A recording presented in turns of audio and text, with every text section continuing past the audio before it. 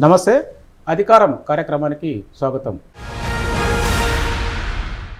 నేటి అధికార కార్యక్రమంలో చర్చనీయాంశం రాజకీయాల్లో కమ్మారెడ్లు వెలమలు యాదవులకు చేస్తున్న అన్యాయం మీద నేటి చర్చా కార్యక్రమంలో మనం తీసుకోబోతున్నాం. ఈ చర్చలో పార్టిసిపేట్ చేయడానికి జూమ్ ద్వారా డాక్టర్ జె పూర్ణచంద్రరావు గారు, retired DGP, All India Bahujan Samaj Party national కోఆర్డినేటర్గా ఉన్నారు. అలాగే స్టూడియోలో శివార్చక విజయ్ కుమార్ గారు, డాక్టర్ శివార్చక విజయ్ కుమార్ గారు రిటైర్డ్ డిఈఓగా పనిచేసినారు. ఇప్పుడు బహుజన్ సమాజ్ పార్టీ గౌరవ అధ్యక్షులుగా కొనసాగుతున్నారు. అట్లనే విద్యార్థి విభాగం నాయకులు నూకల మధు యాదవ్ గారు all India OBC students association president, state ప్రెసిడెంట్గా కొనసాగుతున్నారు. నూకల మధు యాదవ్ గారు ఉస్మాన్ యూనివర్సిటీ నుంచి ఆయన రిప్రజెంటేషన్ చేస్తున్నారు. నేటి చర్చలో రాజకీయాల్లో కమ్మ రెడ్లు వెలమలు యాదవులకు ఆది నుంచి అన్యాయమే చేస్తున్నారనే దాని మీద ఇలా టాపిక్ తీసుకుందాం. నిజంగా కూడా ఇటీవల జరిగిన ఎన్నికల్లో కూడా చూస్తే గ్రామ పంచాయతీ ఎన్నికల్లో కూడా, తెలంగాణలో జరిగినటువంటి గ్రామ పంచాయతీ ఎన్నికల్లో కూడా యాదవులకు అన్యాయం జరిగినట్టే కనపడుతుంది. దాని మీద చర్చించడానికి ముందుగా మనం పూర్ణచంద్ర గారి దగ్గర నుంచి స్టార్ట్ చేద్దాం. సార్ చెప్పండి సార్, మీరు పూర్ణచంద్ర గారు, రాజకీయాల్లో యాదవులకు ముఖ్యంగా అక్కడేమో కమ్మారెడ్లు, ఇక్కడేమో కమ్మారెడ్లు వెలమలు, వీళ్ళ మధ్యలో ఈ యాదవ సామాజిక వర్గంకి అన్యాయం జరుగుతుందని భావిస్తారా మీరు? ఖచ్చితంగా సార్, మొత్తం బీసీలకే అన్యాయం జరుగుతుంది. బీసీల జనాభా ఎక్కువ, ఎమ్మెల్యేలు తక్కువ. అటు తెలంగాణ అయినా ఇటు ఆంధ్రప్రదేశ్ అయినా. సో మనం గత వారంలో ముదిరాజులకు జరిగిన అన్యాయం గురించి చర్చించుకున్నాం. ముదిరాజులకు అన్యాయం ఒకటి చెప్పాలంటే ఒక దృష్టాంతం ఒకటి చెప్తాను, ఒక ఇన్సిడెంట్. ముదిరాజుల్లో పవర్ఫుల్ లీడరు, బాగా తెలంగాణలోనే చాలా పవర్ఫుల్ లీడర్ ఈటెల రాజేందర్. ఈయన ఈటెల రాజేందర్ మన రాజకీయ ప్రస్థానం చూసుకున్నట్టయితే టిఆర్ఎస్ లో లేదా బిఆర్ఎస్ లో ఆయన స్ట్రాంగ్ లీడర్ గా ఎదిగాడు. ఎదిగేటప్పటికీ ఒక బీసీ లీడర్ అంత ఎదగటం అనేది కేటీఆర్ కి నాయకత్వానికి ఛాలెంజింగ్ గా కనపడ్డాడు. కాబట్టి కేసీఆర్ ఆయన్ని అడగదొక్కదలుచుకున్నాడు. ఆయన్ని దూరం పెట్టే కార్యక్రమంలో ఈటెల కూడా ఆయన అసంతృప్తి చెందటం, ఆయన పార్టీ వీడాల్సి రావటం జరిగింది. అంటే బీసీ నాయకత్వాన్ని ఈ అగ్రకుల నాయకులు, అటు చంద్రబాబు కానీ, లేకపోతే గతంలో రాజశేఖర రెడ్డి కావచ్చు, కాంగ్రెస్ కావచ్చు, ఇప్పుడు జగన్ కావచ్చు, లేదా కేసీఆర్ కావచ్చు, ఇప్పట్లో రేవంత్ రెడ్డి కావచ్చు, కానీ బీసీ నాయకుల్ని ఎదగనివ్వకుండా చేయటం అనేది వాళ్ళ యొక్క తక్షణ కర్తవ్యం జరుగుతాం. మనం దీన్ని ఇంకా కొంచెం వెనక్కి వెళ్తే కాంగ్రెస్ హయాంలో బీసీలకు జరిగినటువంటి అన్యాయం అంతా ఇంత కాదు. ఎప్పటికి కూడా ఈ రిజర్వేషన్లు ఇచ్చింది లేదు, పెట్టింది లేదు. ఒక రిజర్వేషన్లు రావటమే చాలా సంవత్సరాలు పట్టింది, దాదాపుగా 25-30 సంవత్సరాలు పట్టింది స్టేట్ లో, ఆంధ్రప్రదేశ్ లో రిజర్వేషన్లు రావటం. అదే సెంటర్ లో రావటానికి 50 సంవత్సరాలు పట్టింది బీసీల రిజర్వేషన్. అలాగే నాయకత్వాన్ని కూడా, బీసీ నాయకత్వాన్ని ఎదగనేది. అయితే 1987లో ఎన్టీ రామారావు వచ్చినప్పుడు ఆంధ్రుల ఆత్మగౌరవం పేరిట ఆయన అధికారాన్ని గుంజుకున్నాడు. ఈ గుంజుకున్న నేపథ్యంలో బీసీలు ఓట్ బ్యాంక్ గా భావించారు. తెలంగాణలో కూడా బీసీలు ఏమనుకుంటారంటే మనకి టీడీపీ బాగా మంచి అవకాశం ఇచ్చింది, ఎదగనిచ్చింది అనుకుంటారు. కానీ చిత్రమైన విషయం ఏంటంటే 119 స్థానాలు ఉన్నటువంటి తెలంగాణ అసెంబ్లీలో ఉన్న ఎమ్మెల్యేలు కేవలం 19 మంది. అదే ఆంధ్రప్రదేశ్ లో 175 స్థానాల్లో 40 మంది ఉన్నారు. అంటే ఇక్కడికన్నా అక్కడ డబుల్ ఎమ్మెల్యేలు ఉన్నారు. కానీ సీట్లు ఇక్కడ 119 అయితే 175. అంటే ఏమిటన్నట్టు, ఇది భ్రమ తప్పిస్తే తెలంగాణ బీసీలకు కానీ, ఆంధ్ర బీసీలకు కానీ తెలుగుదేశం మనకి చేసింది, న్యాయం చేసింది అనుకోవడానికి లేనే లేదు. ఇంకొక విషయం ఏంటంటే, ఈ తెలుగుదేశం పార్టీ వచ్చినాక కొన్ని కులాలకు సంబంధించిన నాయకులను వాళ్ళు ఐడెంటిఫై చేశారు. ఇప్పుడు ఆ నాయకుల్ని వాళ్ళ కేబినెట్ లో పెట్టుకుని ఎప్పుడు వాళ్ళ వెంట తిప్పుకుంటూ చూడటానికి మనకి బీసీలకు కూడా నాయకత్వం ఇచ్చినట్టుగా కనపడేది. ఫర్ ఎగ్జాంపుల్, కానీ కాలక్రమేణా చూస్తే బీసీలకు నాయకత్వం వల్ల బీసీల్లోని కొన్ని కుటుంబాలకి వాళ్ళు ఎమ్మెల్యేలుగా, మంత్రులుగా చేయటం జరుగుతుంది. ఇప్పుడు అదే ఆంధ్రప్రదేశ్ కనుక మనం వెనక్కి వెళ్ళి చూస్తే శ్రీకాకుళం నుంచి ఎర్రంనాయుడు కుటుంబం నుంచి, ఎర్రంనాయుడు చనిపోయినాక ఆయన కుటుంబం నుంచి ఆయన కొడుకు కేంద్ర మంత్రి అయ్యాడు, ఆయన తమ్ముడు మంత్రి అయ్యాడు. అంటే ఒక కుటుంబానికి కొప్పుల వెలమల భవిష్యత్తు మొత్తాన్ని రాసి పెట్టినట్టు అయింది. అలానే యనమల ఈయన రామకృష్ణుడు యాదవ కులం నుంచి ఆయన మంత్రి చానాళ్ళు చేశాడు. ఇప్పుడు ఆయన కూతురు ఎమ్మెల్యే, తర్వాత అల్లుడు ఎంపీ, తర్వాత వియంకుడు కూడా ఎమ్మెల్సీ. అంటే పదవుల్ని కుటుంబాలకు పంచడం జరిగింది. అలానే బాలయోగి ఆయన ఎస్సీ సామాజిక వర్గానికి చెందిన ఆయన కొడుకు ఇప్పుడు ఎంపీ అయ్యాడు. అట్లనే బొజ్జల గోపాలకృష్ణారెడ్డి రెడ్డి సామాజిక వర్గం, అతని కొడుకు ఎమ్మెల్యే అయ్యాడు. అట్లనే పల్లా రఘునాథ్ రెడ్డి అని ఎమ్మెల్యే ఉంటే ఆయన కూతురు ఎమ్మెల్యే. అలా మీకు ప్రతి కులం నుంచి అశోక్ గజపతిరాజు ఉంటే ఆయన కూతురు ఎమ్మెల్యే. అంటే ఇక్కడ ఏం జరుగుతుందంటే కొన్ని కుటుంబాల చేతుల్లోకి రాజకీయాలు పోయాయి. మరి బీసీల విషయంలో కూడా అలాగే జరిగింది. బీసీలకి యావత్తు ఇప్పుడు యాదవ్ కులానికి సంబంధించినటువంటి మంత్రులు ఉండొచ్చు, కానీ ఆ మంత్రులందరూ కూడా యాదవ్ కుల ప్రయోజనాల్ని రక్షించే పరిస్థితిలో వాళ్ళు ఉండరు. వాళ్ళు మళ్ళీ ఆ మంత్రి ఎవరైతే ఉన్నారో, ఇప్పుడు పార్థసారథి ఆయన మంత్రి ఉన్నాడు యాదవ్ కులం నుంచి, అయితే ఆయన యాదవ్ కులానికి న్యాయం చేయగలిగే పరిస్థితులు ఏమి ఉండడు. ఇక్కడ తలసాని శ్రీనివాస్ యాదవ్ ఉన్నాడు ఆయన మంత్రిగా. మరి ఏమైంది చెప్పండి, ఆ గొర్రెల సంబంధించి స్కీమ్ సంబంధించి స్కామ్ అయిపోయి కూర్చుంది. అంటే ఇక్కడ ఒక్కొక్క కులం నుంచి ఒక్కొక్క మంత్రిని వాళ్ళ చెప్పు చేతుల్లో పెట్టుకునే వాళ్ళని నాయకుల్ని పెట్టుకోవడం ద్వారా ఏమవుతుందంటే ఆ కులాలకు అన్యాయం జరుగుతుంది. ఈ కులాల నాయకులు కూడా ఏం చేస్తారంటే జనాభా దామాషా పద్ధతిలో కనుక చూసుకున్నట్టయితే మనం ఈ రోజున ఎంతమంది ఎమ్మెల్యేలు ఉన్నారండి తెలంగాణ అసెంబ్లీలో? మన బైపోల్తో కలిపితే 20 అయ్యారు ఎమ్మెల్యే. మరి జనాభా ఎంత ఉన్నారు? 5.44% ఉన్నారు. ఈ 5.44% అంటే కమ్మారెడ్డి వెలమల కన్నా ఎక్కువ ఉన్నారు. అట్లానే అదే పరిస్థితి ఆంధ్రప్రదేశ్ లో. అంటే నేను చెప్పేది ఏంటంటే బేసికల్ గా ఈ కులాలకి యాదవ్ కులానికి తీవ్రమైనటువంటి అన్యాయం జరుగుతుంది. మీరు చెప్పిన పాలక కులాల కన్నా అత్యధిక జనాభా ఉన్నప్పటికీ ఎమ్మెల్యేల సంఖ్య వచ్చేటప్పటికి వీళ్ళు వెనకబడి ఉండటం, కొంతమందికే పదవులు అప్పచెప్పడం ద్వారా కులాన్ని మేము సాటిస్ఫై చేసామని చెప్పుకోవటానికి రాజకీయ నాయకులు అటు చంద్రబాబు గాని, ఇటు జగన్ గాని, కేసీఆర్ గాని, రేవంత్ రెడ్డి గాని చేస్తున్నారని చెప్పొచ్చు. థ్యాంక్ యూ పూర్ణచంద్ర గారు. సార్ విజయ్ కుమార్ గారు, సార్ చెప్పినారు కదా, అంటే తెలంగాణలో కానీ ఆంధ్రప్రదేశ్లో కానీ రాజకీయ పార్టీలు కొన్ని కుటుంబాలకు ఇచ్చి ఆ సామాజిక వర్గానికి అంతటికి న్యాయం చేసినట్టు బిల్డప్ ఇవ్వడం అనేది జరుగుతుంది. సార్ కూడా అదే చెప్తున్నారు. మీరేమంటారు? మీ ఒపీనియన్ ఏంటి ముఖ్యంగా యాదవుల విషయం? అవును, ముఖ్యంగా అంటే నేను దాంతో ఏకీభవిస్తున్నాను. సార్ ఏదైతే అంటున్నాడో అన్ని కులాలకు అట్లాగే ఉంది, బీసీ కులాలకు అట్లాగే, మనకు ముఖ్యంగా యాదవులకు సంబంధించింది కూడా అలాగే ఉంది. ఎందుకంటే నేను గతంలో నుంచి చూస్తున్న క్రమంలో ఏదో చిన్న చిన్న పదవులు ఇవ్వడం, ఏదో మనం ఇప్పుడు జిల్లా స్థాయిలో అయితే ఏదైనా కోఆపరేటివ్ మెంబర్గా ఇవ్వడం, లేకపోతే ఏదైనా కోఆపరేటివ్ సొసైటీస్ చైర్మన్గా ఇవ్వడం, ఏదైనా గుళ్ళో కానీ దేవాలయాల్లో ఏదైనా మార్కెటింగ్, ఏదైనా చిన్న చిన్న పదవులు ఇచ్చేసి ఆ కులానికి అంతా మేము న్యాయం చేస్తున్నాం, మేము కులాలకు అతీతంగా పనిచేస్తున్నాం అనేటటువంటి భ్రమల ముంచుతూ ఉన్నారు. ముఖ్యంగా యాదవులకు సంబంధించి అన్యాయం ఒకవైపు, అంటే వాళ్ళకి చదువులో ముందుకు రానియకపోవడం, అవకాశాలు ఇవ్వకపోవడం అనేది జరిగింది. రాజకీయాల్లో కూడా మనం చూస్తే ప్రజలకు ప్రాతినిధ్యానికి కల్పించకపోవడం అనేది జరుగుతూ ఉంది. కాబట్టి ఇట్లా బీసీలు అందరితో పాటు ముఖ్యంగా యాదవులు చాలా నష్టపోయినారు. ఎందుకంటే సంఖ్య ఎక్కువ ఉంది వాళ్ళకి. ఆ సంఖ్య మామూలుగా 18% దాకా యాదవులు ఉన్నారు. దేశం మొత్తం మీద 20% కూడా ఉంటారు వాళ్ళు.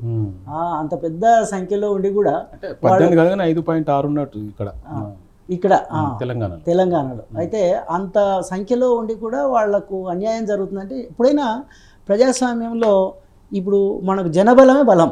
ప్రత్యేకించి ఎక్కువగా జనాభా ఉన్నటువంటి వాళ్ళకి ఎక్కువ ప్రాతినిధ్యం రావాలనేది మనం రాజ్యాంగంలో కూడా రాసుకున్నాం, మనమెంతో మనకంత నినాదంలో. కాబట్టి ఇప్పుడు యాదవులకు సంబంధించి మాత్రం జరుగుతూ ఉంది. ఇప్పుడు ఇందాక సార్ చెప్పిన దాంట్లో కూడా చాలా వాస్తవం ఉన్నది. ఇటు తెలంగాణ కావచ్చు, ఆంధ్రప్రదేశ్ కావచ్చు. కాబట్టి వీళ్ళంతా కూడా నిజంగా అంటే మనం అధికారంలోకి రావాలంటే యాదవులు కూడా మరి ఏకం కావాల్సిన అవసరం ఉన్నది. వాళ్ళందరూ కలిసి చదువులో కానీ, తర్వాత మిగతా వ్యాపార రంగంలో కానీ, ఇతరత్ర కానీ మనం ముందుకొచ్చి మన భాగం మనం తీసుకునేటందుకు చేసిన అన్యాయాన్ని మన కమ్యూనిటీలో చెప్పుకోవడం, అట్లాగే బీసీ సమాజంలో చెప్పడం, ఇట్లాగే ఇప్పుడు ఇందాక మనం అంటున్నాం బీసీ, ఎస్సీ, ఎస్టీ, మైనారిటీ అంటున్నాం. ఈ రకంగా మన యొక్క జరిగినటువంటి అన్యాయాన్ని చెప్పడం అనేది జరగాలి. నేను ఒక్క విషయం మాత్రం చెప్పదలుచుకుని ఇక్కడ, ఈ యాదవులకు సంబంధించిన కానీ బీసీలకు సంబంధించినటువంటి విభేదాలు ఎక్కడ మనకు వీక్ అనిపిస్తుందంటే, ఒక కులం రెడ్డి అన్నప్పుడేమో రెడ్డిలకు ఒక్కటే ఆర్గనైజేషన్ ఉంటుంది, సంస్థ, సంఘం. అట్లాగే వెలుమలకు ఒకటే సంఘం, బ్రాహ్మణులకు ఒక సంఘం, వైశ్యులు అంటే ఒక సంఘం. కానీ యాదవుల సంఘాలు ఇక్కడ మనం మాట్లాడుకుంటున్నాం కనుక ఒకటి కాంగ్రెస్ యాదవ సంఘం, ఒకటి బీజేపీ యాదవ సంఘం, అంటే పార్టీలకు సంబంధించి బీఆర్ఎస్ యాదవ సంఘం, ఇట్లా మనం విడిపోయి ఉండడం వల్ల వాడు లాభం పొందుతున్నాడు కనుక ఈ అన్యాయం వాళ్ళు చేసింది నిజమైతే మనం ఎదుర్కోవడానికి కూడా మన ఏకం కావాల్సిన అవసరం అయితే ఉందని నేను భావిస్తున్నా. ఇప్పుడు మిగతా పార్టీలలో కూడా రెడ్డి సంఘాలు ఉంది, కాంగ్రెస్ రెడ్డి ఉన్నది, బీజేపీ రెడ్డి ఉన్నది, టీఆర్ఎస్ రెడ్డి ఉన్నది. వాళ్ళు ఏదైనా ఇష్యూ వచ్చినప్పుడు వాళ్ళు ఒకటైతే ఉంటారు. మరి యాదవులలో ఆ ఇష్యూ ఆ సంఖ్య ఎందుకు రావట్లే? అంటే ఈ అవేర్నెస్ అంటే జాగృతం కావాలి కదా, చైతన్యం లేకపోవడం అనేది ప్రధానంగా. అంటే మన కమ్యూనిటీకి లాభం జరగాల, మన దగ్గర ఉన్నటువంటి బీదవాళ్లకు లాభం జరగాల. ఎవరికైతే ఇదివరకు చదువు లేదో, ఉద్యోగాలు లేవో, మిగతా పేదరికంతో ఉన్నారో వాళ్ళందరినీ ఇప్పుడు సంచారంగా ఉన్నారు. నిజంగా అయితే యాదవులు అర్ధ సంచార జీవుల్లాగా సెమీ మనకు నోమాడిక్ టైపు. వాళ్ళు 6 నెలలు వలసపోవాల్సి వస్తుంది. ఏ పంట కాలంలో ఏదైనా పంటలు ఉన్నప్పుడు ఇక్కడిక్కడ వాళ్ళకి సంబంధించిన పశువులను చెప్పుకుంటారు, కానీ మిగతా టైం అంతా వలసలకు పోతుంటారు. కాబట్టి ఆ కుటుంబాలు ఒక్క దగ్గర ఉండకపోవటం వల్ల, ఈ చదువుకు దూరంగా కావటం వల్ల వాళ్ళు చాలా అన్యాయానికి గురవుతున్నారు. కాబట్టి వాళ్ళకు ప్రత్యేకమైన రిజర్వేషన్లు ఇవ్వడం కానీ, రాయితీలు ఇవ్వడం కానీ, వాళ్లకు కొంత మనం ప్రాతినిధ్యానికి అవకాశం ఇవ్వడం కానీ ప్రభుత్వాలు చేయాలి. అంటే ఇంత జనాభా ఎక్కువ ఉంది కదా, ఇప్పుడు తెలంగాణలో దాదాపు 60% ఉన్న జనాభాలో అగ్రభాగాన ముదిరాజుల తర్వాత యాదవులే ఉంటారు. అవును, ఇంచుమించుగా. అంటే వీళ్ళు ఈ వ్యవస్థనంతా నడపాల్సిన వాళ్ళు కేవలం కొన్ని పదవులకే పరిమితమై కొన్ని పార్టీలో ఉన్న పెద్దల దగ్గర వాళ్ళు బానిసలుగా ఉండడం అవసరం అంటారా? లేదు, అలాంటి అవసరం లేదు. కాకపోతే ఇక్కడ మా సారు ఇంకొక మాట చాలా చక్కగా చెప్పినారు పూర్ణచంద్రరావు గారు. ఎందుకంటే ఒకవేళ ఏదైనా మంత్రి పదవి వచ్చినా, ఎమ్మెల్యే పదవి వచ్చినా, ఇంకెక్కడన్నా ఉన్నా కూడా ఆ కమ్యూనిటీకి మనం ఏం చేయగలం అనేటటువంటి గొంతెత్తి నినదించటం అనేది కూడా జరగాలి. అది కూడా జరగడం లేదు. అది కేవలం స్వర్ధంగా కుటుంబం వరకు లేదో వాళ్ళకు సంబంధించిన పరిమితంగా ఆలోచిస్తున్నారు తప్ప కొంచెం ఎదురు తిరిగి లేకపోతే మాకు కూడా కావాలన్నటువంటి ఆలోచనతో వాళ్ళు లేరు. కాబట్టి అవేర్నెస్ ప్రత్యేకమైనటువంటిది ఏంటంటే వాళ్ళకి చైతన్యం లేకపోవడం. రెండవది కమ్యూనిటీ ఇంకోటి డెవలప్ చేద్దాం అనడానికి వాళ్ళు మొదటి నుంచి కమ్యూనిటీకి చేసింది కూడా ఏం లేదు. ఓ పార్టీ పరంగానో ఎవరో వాడు పెట్టిన భిక్ష వల్ల నేను వచ్చినా అనుకుంటున్నప్పుడు అది ఎందుకన్నట్లా? ఇప్పుడు ఎట్లుందంటే పార్టీ పరంగా టికెట్స్ ఇస్తున్నారు. పార్టీ పరంగా ఎప్పుడైతే టికెట్స్ ఇచ్చినారో ఆటోమేటిక్ పార్టీకి విధేయుడై ఉండాలనేది ఒకటి పెడతారు. కాబట్టి ఈ రూల్స్, ఈ నియమాలు ఇవన్నీ పెట్టేసి మనిషిని కట్టుపడేస్తారు. ఆ రకంగా వాళ్ళు బానిసగా మారిపోయి కేవలం వాళ్ళ రెడ్లకే లేదా వాళ్ళ అగ్రవర్ణాలచే నడపబడే పార్టీలకే అనుకూలంగా ఉండడం అనేది జరుగుతుంది. మనలాంటి వాళ్ళు ఎవరన్నా కొంత వ్యతిరేకంగానో లేదా అంటే వ్యతిరేకం అని కాదు కానీ మన కమ్యూనిటీ గురించి మాట్లాడితే కూడా మళ్ళీ తిరిగి మన మీద వీళ్ళనే దాడికి పురుగులు పెట్టే ప్రయత్నం చేస్తుంటారు. ఎదురుదాడులు చేపించి అట్లా కులాన్ని మనకు అట్లా వీక్ చేసే ప్రయత్నం చేస్తారు. అది గమనించుకోవాలి. Okay, thank you Vijay Kumar గారు. మళ్ళీ మీ దగ్గరకు వస్తాను. మధు యాదవ్ గారు, మీరు స్టూడెంట్స్ ఆర్గనైజేషన్లో ఉన్నారు, ఆల్ ఇండియా ఓబీసీ స్టూడెంట్స్ అసోసియేషన్లో మీరు కీలకంగా ఉన్నారు, తెలంగాణ స్టేట్ వర్కింగ్ ప్రెసిడెంట్గా ఉన్నారు. మీ అబ్జర్వేషన్లు ఇప్పటివరకు పూర్ణచంద్రరావు గారు కానీ విజయ్ కుమార్ సార్ చెప్పినట్టు యాదవులు ముఖ్యంగా రాజకీయ పరంగా చూస్తే చాలా అన్యాయం జరుగుతుంది. స్వతంత్రం వచ్చినప్పటి నుంచి ఇప్పటివరకు రిప్రజెంటేషన్ సరిగా లేదు. విద్యార్థి విభాగం కానీ, యూత్ కానీ, తర్వాత మెయిన్ కమిటీలో కానీ మీకు స్కీముల ద్వారా మభ్యపెడుతున్నట్టే ఏ పొలిటికల్ పార్టీ వచ్చినట్టు అనిపిస్తుంది.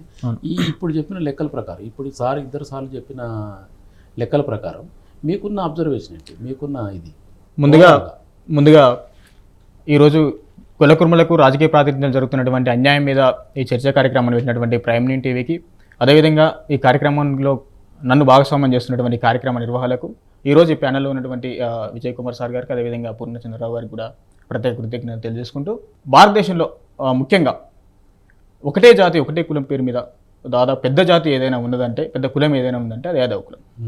ఈ దేశంలో మొదటి నుంచి ఈ దేశ మూలవాసులకు జరుగుతున్నటువంటి అన్యాయం మీద, ఈ దేశంలో ఉన్నటువంటి అణగారిన వర్గాలు జరుగుతున్నటువంటి కుట్రల మీద కొట్లాడుతున్నటువంటి జాతి దాదాపు శ్రీకృష్ణుడి నుంచి కూడా ఈ దేశంలో వర్ణ వ్యవస్థని, ఇంద్రుడు వర్ణ వ్యవస్థని మోసుకుంటూ వస్తూ ఈ దేశంలో ఉన్నటువంటి మూలవాసుల మీద దాడి చేస్తున్నప్పుడు వాళ్ళని వర్ణ వ్యవస్థను ఎదుర్కొన్నటువంటి మూలవాసుల ప్రాతినిధ్యం వహించినటువంటి శ్రీకృష్ణుడి దగ్గర నుంచి ఈ దేశంలో ఉత్తర తెలంగాణలో ముఖ్యంగా కమండల యాత్ర జరుగుతున్నప్పుడు, ఏదైతే మండల వ్యతిరేక ఉద్యమం జరుగుతున్నప్పుడు కమండల యాత్రను అడ్డుకున్నటువంటి లల్లు ప్రసాద్ యాదవ్ అయితే ఏంది, ములాయం సింగ్ యాదవ్ అయితే ఏంది, శరద్ యాదవ్ అయితేంది, వీళ్ళందరూ కూడా మొదటి నుంచి కూడా సామాజిక ప్రాతినిధ్యంలో కానీ రాజకీయ ప్రాతినిధ్యంలో కానీ ఉద్యమాలలో యాదవులది ప్రధానమైన పాత్ర ఉంటుంది.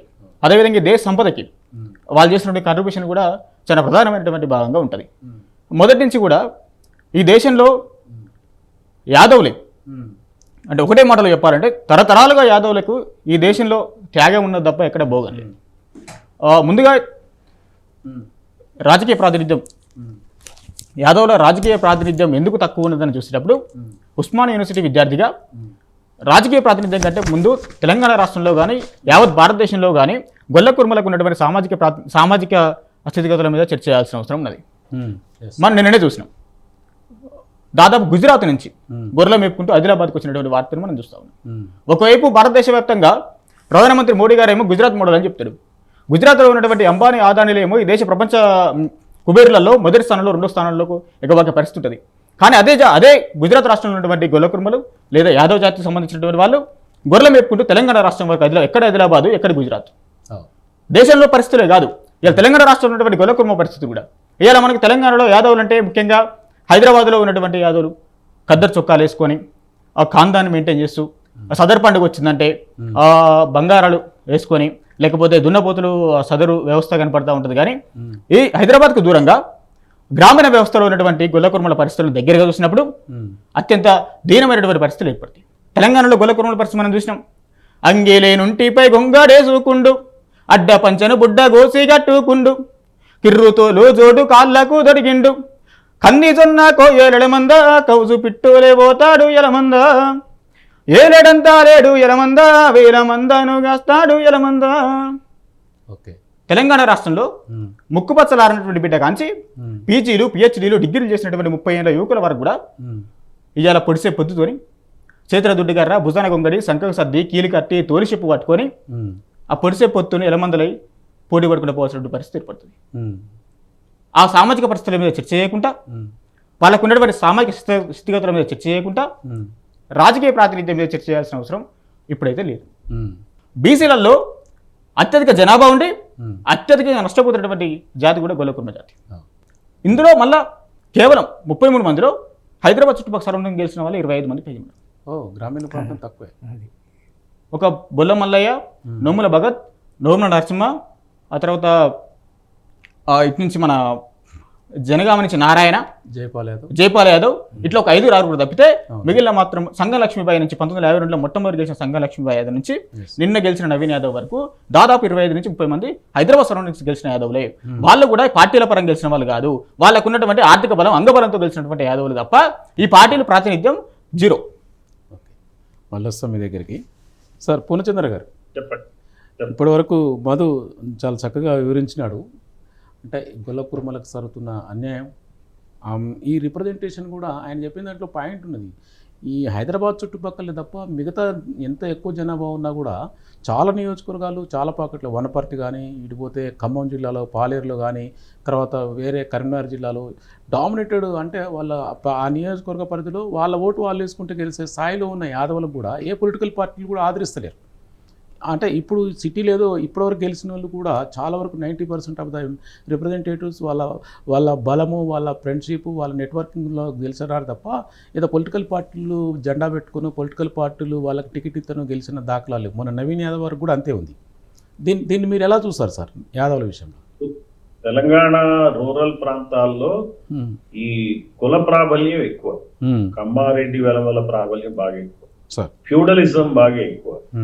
మనం ఏదైతే ఈ నిజాం కాలం నాటి ఈ గడీలు, దొరలు, ఈ వ్యవస్థ అంతా ఎక్కువ అవటంతో మీరు అబ్జర్వ్ చేస్తే మరి వెలమల పాపులేషన్ ఈ రాష్ట్రంలో 0.28%, అంటే 300కు ఒక్కరే వెలమ.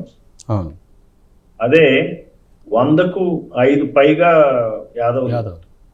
అయితే ఈ వెలమలు 13 మంది ఎమ్మెల్యేలు ఉన్నారు. ఈ బైపోల్తో కలిపి తెలంగాణలో కేవలం 2 యాదవులు ఎమ్మెల్యేలు.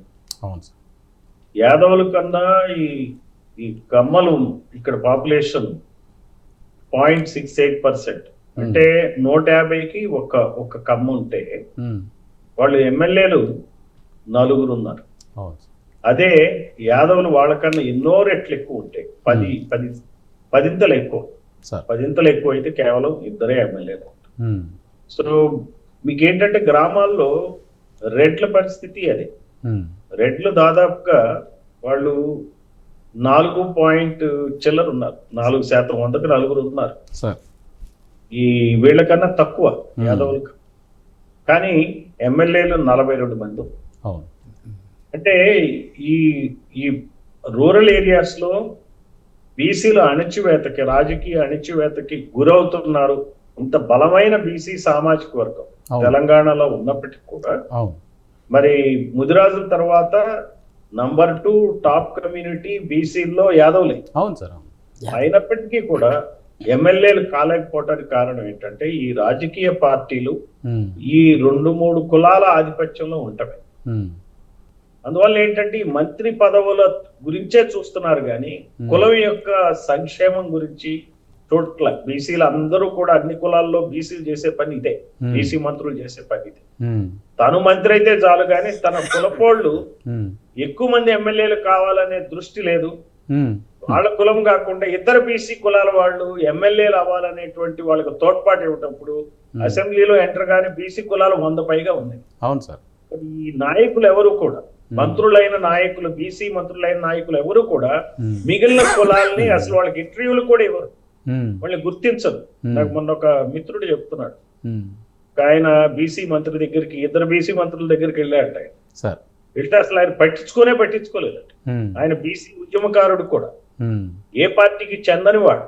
ఉమ్, అయినప్పటికీ ఆ మంత్రులు ఇద్దరు పట్టించుకోలేదు అని చెప్పి ఆయన చెప్తే నాకే బాధేస్తుంది. Sir sir. అందువల్ల ఏంటంటే వీళ్ళు నా కులపోళ్ళు ఎవరు ఎమ్మెల్యేలు కావద్దు, ఉమ్, నా బీసీ కులాల వాళ్ళు ఎవరు ఎమ్మెల్యేలు కావద్దు, ఉమ్, నేనొక్కడనే బీసీ నాయకుడుగా బీసీ అనే దాన్ని నేను వాడుకుని నేను మంత్రిని అవ్వాలా, వేల కోట్లు సంపాదించుకోవాలా అనే ధోరణి కనపడతా ఉంది. ఉమ్, ఇది ఫ్యూడల్ కమ్యూనిటీస్ అయినటువంటి కమ్మారెడ్డి వెలమలకి ఇది వరం లాంటి. Sir sir. ఇది మనకి శాపం, బీసీలకి శాపం. ఉమ్, ఈ కొద్ది మంది నాయకులకు అది వరం. అలానే సేమ్ సిచ్యువేషన్ ఆంధ్రప్రదేశ్ కూడా మీకు చెప్పాలి నేను. ఉమ్, ఆంధ్రప్రదేశ్ లో కూడా చూస్తే దాదాపుగా 6% పైగా యాదవులు ఉన్నారు. టాప్ కమ్యూనిటీ బీసీల్లో అత్యధిక జనాభా ఉన్న కమ్యూనిటీ యాదవులు. ఇక్కడ ముదిరాజులు ఉంటే అక్కడ యాదవులు. ఈ రోజున అసెంబ్లీలో 7 ఎమ్మెల్యేలు ఉన్నారు. ఎంతమంది కావాలా? 11 మంది ఎమ్మెల్యేలు కావాలా. వీళ్ళకన్నా సగం జనాభా ఉన్నారు కమ్మలు. వీళ్ళ 6% చిల్లర ఉంటే వాళ్ళు 3% చిల్లర ఉన్నారు. వాళ్ళు 35 మంది ఎమ్మెల్యేలు. చూడండి ఎంత అన్యాయం జరుగుతా ఉంది. అలానే రెడ్లు 4%, 100కి 4 ఉన్నారు. వాళ్ళు 32 మంది ఎమ్మెల్యే. ఓడిపోయినా కానీ ఎమ్మెల్యేలు ఎక్కువే ఉన్నారు. వాళ్ళు గెలిస్తే వాళ్ళు 50 మంది ఎమ్మెల్యేలు గత అసెంబ్లీలో. యాదవులు మాత్రం ఎక్కడేసిన గొంగళి అక్కడే ఉంది. మనకి స్వామి చెప్తారు కదా, మన గొల్ల కురమలు కమ్మలి వాడతారు కదా, గొంగళి వాడతారు కదా, ఎక్కడేసిన గొంగళి అక్కడే ఉంది. ఆ గొంగళి ఎట్లున్నదో, ఎక్కడేసిన గొంగళి ఎక్కడైతే ఎట్లా ఉన్నదో అట్లానే యాదవులు, గొల్ల కుర్మలు అలానే ఉన్నారు. దీన్ని మనం రాజకీయంగా చైతన్యం చేయాలా, మన కులాలకు జరుగుతున్న అన్యాయం చేయాలా. ఈరోజు స్వాతంత్రం వచ్చినప్పటి నుంచి ఇప్పటి వరకు ఆంధ్రప్రదేశ్ లో 46 మంది యాదవులు అయితే ఎమ్మెల్యేలు, ఇక్కడ 54 మంది అయ్యారు. అంటే 100 మంది ఎమ్మెల్యేలు అయ్యారు. చూడండి, అది ఒకసారి చిత్రంగా కూడా ఉంటుంది. ఫిగర్స్ నేను స్టడీ చేస్తా ఉంటే 100 మంది యాదవులు ఎమ్మెల్యేలు అయ్యారు. కానీ ఎంతమంది ఎమ్మెల్యేలు కావాలా? దాదాపుగా 281 మంది, 290 మంది ఎమ్మెల్యేలు కావాలి. 290 మంది ఎమ్మెల్యేలు కావాలి. అయింది ఎంతమంది అండి ఎమ్మెల్యేలు? 100 మంది. అంటే 3 నష్టం జరుగుతుంది. ఇది యాదవ్ సోదరులు, గొల్లకొమ్మ సోదరులు గమనించాలి. అటు ఆంధ్రప్రదేశ్ కానీ తెలంగాణ కానీ. ఇప్పుడు మనం ఎవరి గురించి అయితే మాట్లాడుకుంటున్నాం, ఎవరు లల్లు ప్రసాద్ యాదవ్ గురించి మాట్లాడుకుంటున్నాం, మరి అఖిలేష్ యాదవ్ గాని ములాయం సింగ్ యాదవ్ గురించి మాట్లాడుకుంటున్నాం. వాళ్ళు సాధించింది ఇక్కడ సాధించాలి కదా. ఈ పార్టీలకి, ఈ కమ్మారెడ్డి వెలమ నాయకులకి, ఆ పార్టీలకి పనిచేసే బదులు మన కులానికి, బీసీలకు పనిచేయాలి అని వాడ స్ఫూర్తి అన్నా రావాలి కదా, మండల స్ఫూర్తి అన్నా ఉండాలి కదా వీళ్ళకి. ఎక్కడుందండి ఆ మండల స్ఫూర్తి? ఎక్కడున్నది? ఎప్పుడుగా అప్పుడు ఇందాక మన మిత్రుడు అయిన విజయ్ కుమార్ గారు చెప్పినట్టు ఒక బీజేపీ యాదవ్ సంఘం లేకపోతే కాంగ్రెస్ యాదవ్ సంఘం, బీఆర్ఎస్ లేకపోతే బీఆర్ఎస్ యాదవ్ సంఘం, వీళ్ళు సెల్ పెడతారండి. సార్ ఆ పార్టీలన్నీ కూడా కమ్మారెడ్డి వెలమలు మనకి సెల్ లో వేస్తారు. మీకు చెప్తారు కదా అండి, సెల్ లో వేసామండి అంటారు ఈ పోలీసులు భాషలో చెప్పి, సెల్ లో వేస్తారు. ఈ BC cell, Yadav cell, SC cell, ST cell, ముస్లిం సెల్. అసలు సెల్ లో ఉండాల్సింది కమ్మారెడ్డి వెలమలు. మనం పార్టీలు పెట్టి కమ్మా cell, Reddy cell, Velama cell అని పెట్టాలి కదా. మనం సెల్స్ లో ఉంటామేంటి? ఓట్లు మనయ్యాయి, మనం సెల్స్ లో ఉంటామేంటి? ఆలోచించాలా. బహుజనులు, బీసీలు, ఎస్సీలు, ఎస్టీలు, ముస్లింలు అందరం కూడా ఆలోచించాలి. ఆలోచించి దీన్ని ప్రతిఘటించాలి. మీ దగ్గర మేము పాలేరులాగా పనిచేయం, మీ దగ్గర మేము గులాముల్లాగా ఉండం, మీ దగ్గర మేము చెంచాల్లాగా ఉండం, మా పార్టీల్ని మేమే పెట్టుకుని మేమే నిర్వహించుకుంటాం. అదే స్ఫూర్తి తీసుకుందాం. ఒక పక్క కాంశీరామ్ స్ఫూర్తి తీసుకుందాం, లేకపోతే ములాయం సింగ్ యాదవ్ స్ఫూర్తి తీసుకుందాం, లల్లు ప్రసాద్ యాదవ్ స్ఫూర్తి తీసుకుందాం. మరి ఆ స్ఫూర్తితో పని చేయకుండా బీసీలందరికీ యాదవులు, ముదిరాజులు, గౌడ్లు అందరూ నాయకత్వం వహించాలి. అవును సార్. నాయకత్వం వచ్చి కొలాబరేటివ్ గా ఫంక్షన్ చేసి ఆ కులాల తాకిడి నుంచి బీసీలని రక్షించాల్సిన బాధ్యత ఉంది. బీసీలకు ఎప్పుడైతే రాజకీయంగా ఎమ్మెల్యేలు పెరుగుతారో, జనాభా దామాషా పద్ధతిలో ఎప్పుడైతే పెరుగుతారో, ఎస్సీ, ఎస్టీ, ముస్లింలకు కూడా లాభం ఉంటుంది. అందరూ ఒకే తాన్లో గుడ్డలం కాబట్టి, మూల నివాసులం కాబట్టి, పేదవాళ్ళు, లోయర్ మిడిల్ క్లాస్ పీపుల్ కాబట్టి, వెనకబడి ఉన్నవాళ్ళం కాబట్టి, మనకి పత్రికలు లేవు, మన కులాల నుంచి హైకోర్టు జడ్జిలు లేరు, సుప్రీంకోర్టు జడ్జిలు లేరు, మరి కాన్స్టిట్యూషన్ పదవులు ఉండవు మనకి. మన వాళ్ళందరూ కలిసి ఏకం కావాల్సిన అవసరం ఈ రోజు ఉంది. Thank you Punjan. ఇప్పుడు ఫైనల్గా మీరు ఒక్క మాట చెప్పండి విజయ్ కుమార్ గారు, దీనికి అంతటికి ఎట్లా సొల్యూషన్ ఏంటి?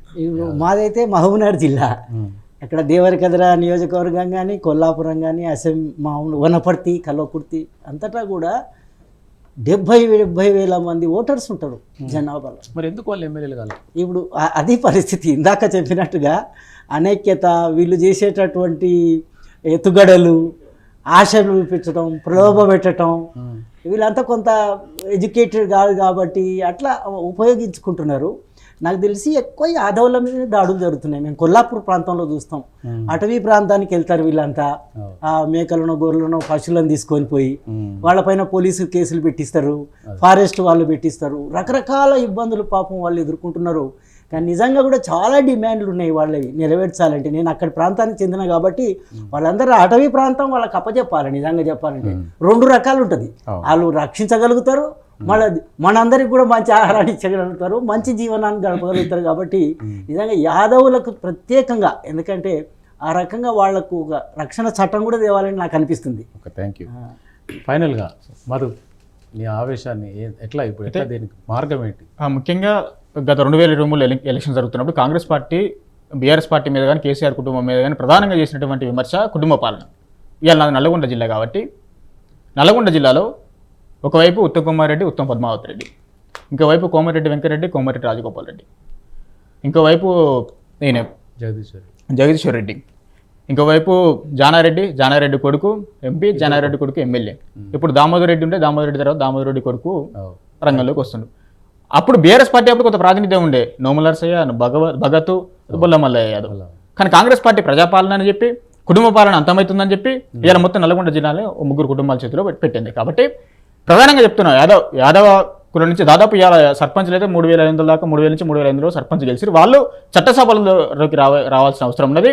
ఏదైతే యాదవుల దగ్గర హరప్ప నాగరికత కట్టినటువంటి మేధస్సు ఉన్నది, ఇదే యాదవుల దగ్గర శ్రీకృష్ణుడు చెప్పినటువంటి చాకచక్యం ఉన్నది, ఇదే యాదవుల దగ్గర కాటంరాజు పరిపాలన చేసినటువంటి రాజసం ఉన్నది, ఇదే యాదవుల దగ్గర బెల్లిలలిత, దొడ్డి కొమ్మరై ఉన్నటువంటి దగ్గర ఉన్నటువంటి శౌర్యం ఉన్నది.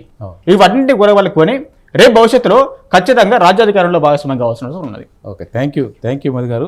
ఈనాటి చర్చలో పార్టిసిపేట్ చేసి మీ అమూల్యమైన సలహాలు, సూచనలు చేసిన మధు గారికి, అలాగే శివార్చక విజయ్ కుమార్ గారికి, అలాగే జూమ్ ద్వారా ఈ కార్యక్రమంలో పార్టిసిపేట్ చేసి అనేక విషయాలు చెప్పినటువంటి గౌరవనీయులు డాక్టర్ పూర్ణచంద్ర గారికి నమస్తులు. తిరిగి వేరే సబ్జెక్ట్ ద్వారా మళ్ళీ కలుద్దాం. నమస్తే.